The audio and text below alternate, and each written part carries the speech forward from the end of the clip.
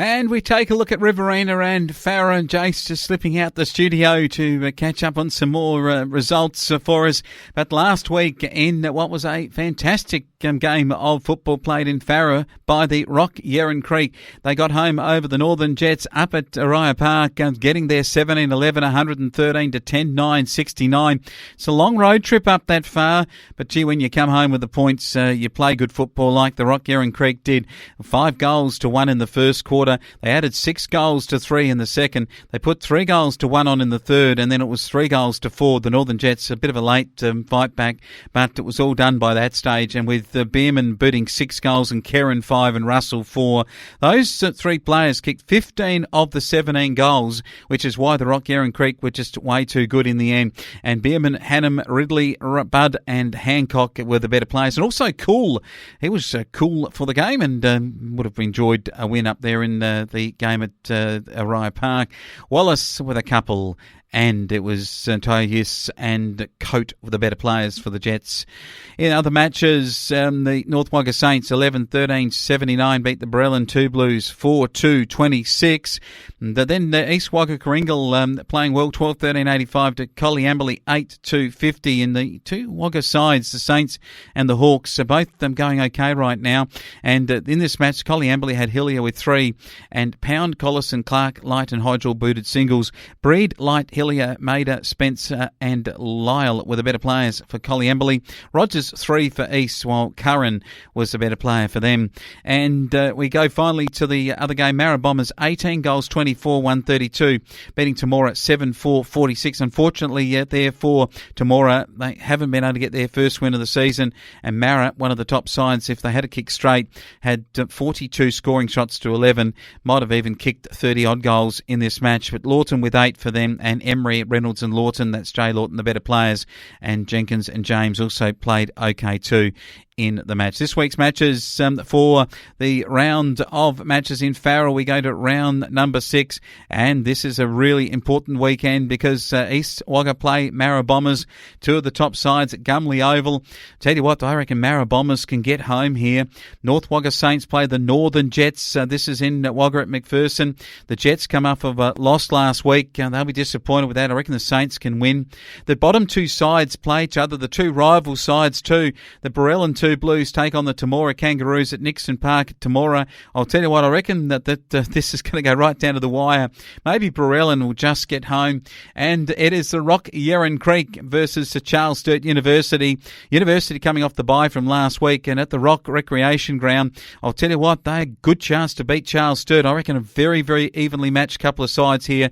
Maybe the Rock Yerrin Creek, just in their premiership table position, should still at their home deck in the fading light of the afternoon, might be able to score a win here over Charles Sturt, in 5th place. The Rock Yerrin Creek in the above position in 3rd place on the ladder.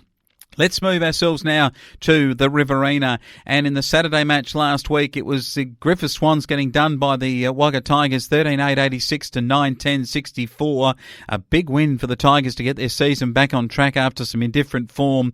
Was no indifferent form from the Ganmain boys, 17-23 from the GGGM Lions. Too good for the Leeton Whitten Crows, 17-23. Not great kicking, but still too good. 4 goals too for Leeton.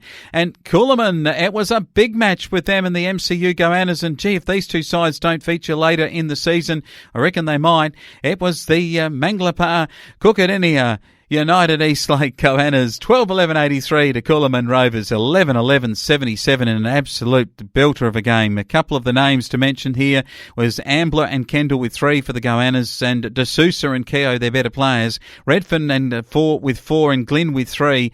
Zed Oliver, J Maslin and A Aitken, the better players for Coolaman. And Narandera, 19-8-122, beat their arch rival, the Colin Gully GP Demons, 9-11-65 at Narandera. The Eagles sang the song. They hadn't sung it for over 600 days. I think it was something around 670 odd days. But it was the last time they actually beat a side in Riverina football was the Gully Demons, so that was a 1-point win that occasion. This time it was a nearly 10-goal win, and they did sing the song with gusto as we played on our Sporting Fix earlier this week. It is good to look at round 5 action here for the Riverina football and the Gully. The Etna boys again here from Turvey Park.